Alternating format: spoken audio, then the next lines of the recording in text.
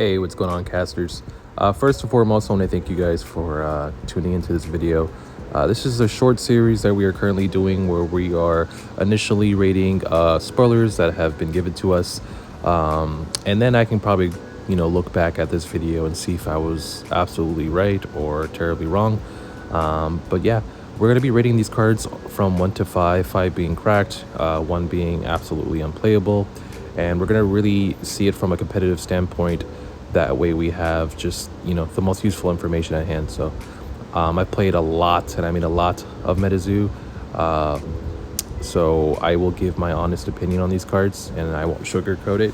So let's get into it. First one's going to be the 4-cost, 4-influence Crawfordsville Monster. Pretty much it's an Anthem effect. If you have other elementals in the lane, they get +2 influence, not including itself. I think this card's going to get a 2.8, almost 3. We actually have a lot of playable elementals in Fire currently. Like we have the Vanilla Lava Bear, which is a 3/5. We have both of the Phoenixes. We have the 4-cost Lava Bear that shatters a Terra. We have the 1-drop Rainbow Crow. And then we have the 7-cost Giant as well. So we already have a lot of playable elementals. This is why this card is going to get a fair rating. I do think this card is going to see play, because we're probably going to see more elementals with the rest of the set that hasn't been spoiled yet.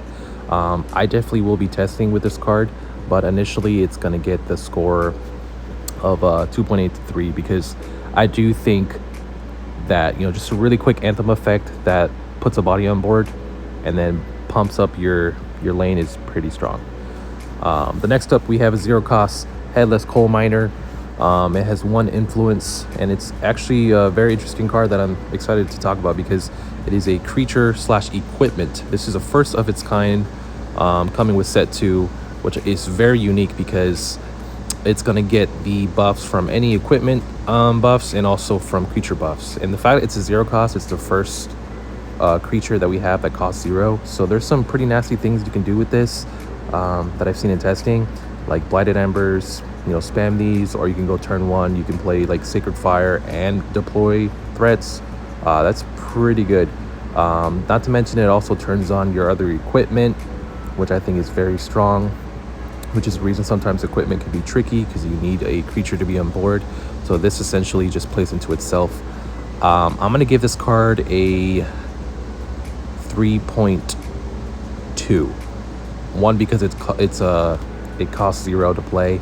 Anything that's free to play, I think, is very strong and shouldn't be underestimated. And also it's getting that score because it's able to trigger other equipment that you might have on the field. So I think that's a pretty, fair starting score. The last but not least, probably my favorite spoiler so far, is the Hydra. It's a 5-cost, 3-influenced creature. And essentially when you declare the lane, it's going to get +2 influence for each card in your hand. That is pretty strong. So essentially all you need is 3 cards in your hand, and this is going to be a 5/9. Anything past that, it's going to be just outright monstrous. This is going to get a 4. This is something that Fire needed because I felt like our endgame creatures were not the best, but this is essentially like a mid-game, and it's going to be very good with equipment. This also has Aura Enhance, which I think is very strong because it's probably going to end up contesting or winning most of the lanes it's in. And this also prevents you from overextending, because you can slam like 1 or 2 of these in a lane. You're probably going to hold them for a while, and then you could just start like digging for more answers while also buffing up this card. Only bad thing is that it still dies to Trample. Trample is a great card, but I think we're okay with that, considering the effect it has. But yeah, that's my initial thoughts. Thank you.